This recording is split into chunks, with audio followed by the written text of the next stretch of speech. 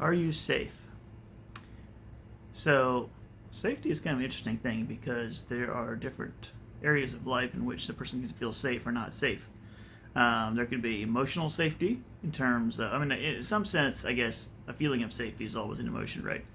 But it can be emotion in the feeling of safety could be in relationships. Do you feel safe with the people that you're in a relationship with? It could be in your career. Does your job feel safe to you? It could be in your finances. Do you feel safe in your finances? Now, safety and security, some people would draw a distinction between those two. And there it probably is good to some extent to do that. Maybe security would refer more to something like finances where it could go away and you would feel insecure. I don't know. Probably quibbling at this point. but I think there's several different types of safeties that we could talk about. So one is a safety, that feeling that something will not be taken away from you. So that could be the case, especially in money, for instance. There could be the feeling of safety in terms of feeling that something will not harm you. So that could be another person, or it could be, something involving some type of legal thing. So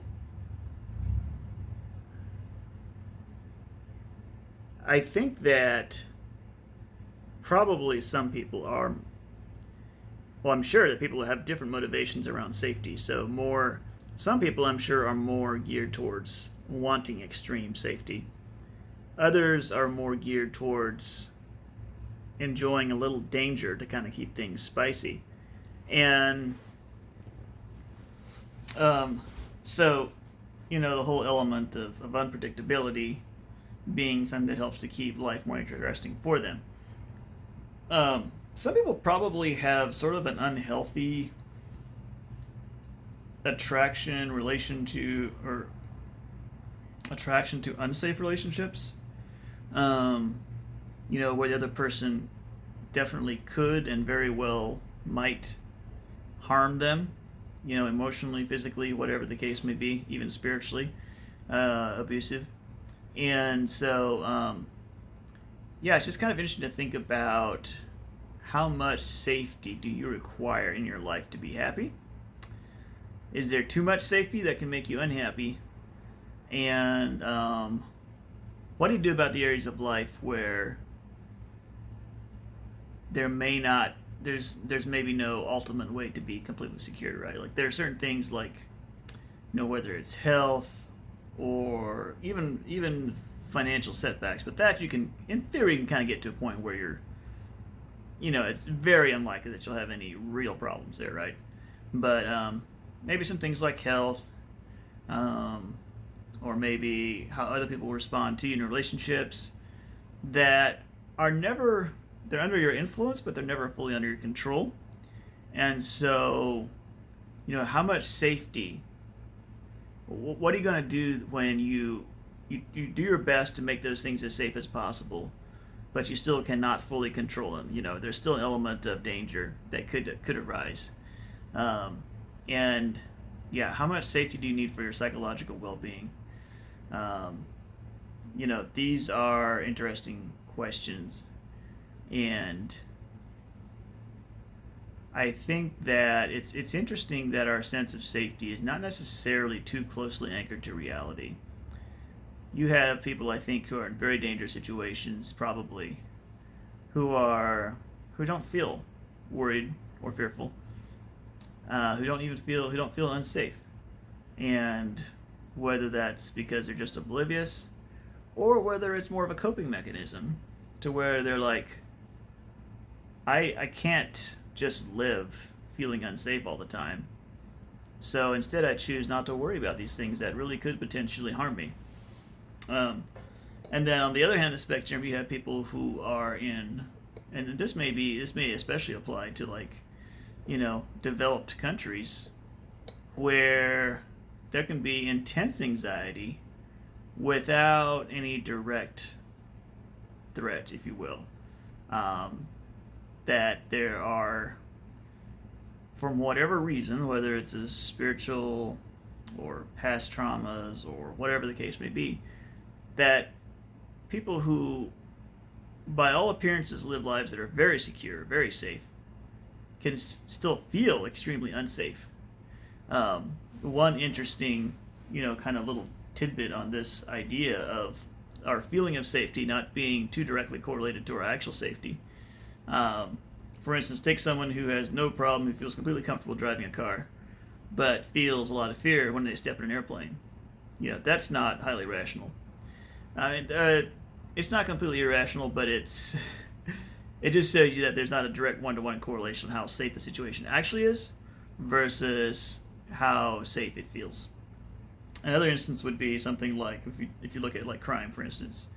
So, or like thinking about your child's safety. Okay, think about that. So the likelihood of your child being abducted or something horrible happening to your child like that. I think that nowadays parents are probably a lot more aware of that than they used to be, and probably take more precautions, and there's a lot more around child safety. And yet, I think that if you look at the violent crime statistics, there were, I think back in the 90s, it got really bad, and maybe at other times, but for the last, now it surged around COVID, and afterwards maybe we had kind of had another surge of like higher crime rates, so it's not quite as applicable now, but before COVID, crime had been decreasing steadily. I say steadily, fairly steadily. The overall trend was down on violent crime for like maybe 2 decades. I mean, it had just been coming down and down and down and down, and or a decade and a half, but like for a while. But it didn't mean that parents felt more safe. So it's interesting that, it's interesting how disconnected our perception of safety can be from how safe you really are. Let's say you're on let's say you're on an 8-foot ladder, and you're standing on the top, or you're standing maybe next to the top rung, and your footing's a little shaky underneath the ladder, and you're doing some work. Okay. Now, you could also be at the top of let's say, hanging out of the side of a skyscraper. Let's do it like that. And you're on a harness, and you're hooked up to, you're hooked up securely to the building. I mean, in reality, right, the risk of you falling is a lot higher on that 8-foot ladder than it is securely strapped into a harness, that's connected. Maybe the strap on your harness can probably hold several thousand pounds, and you're like 200 pounds or whatever.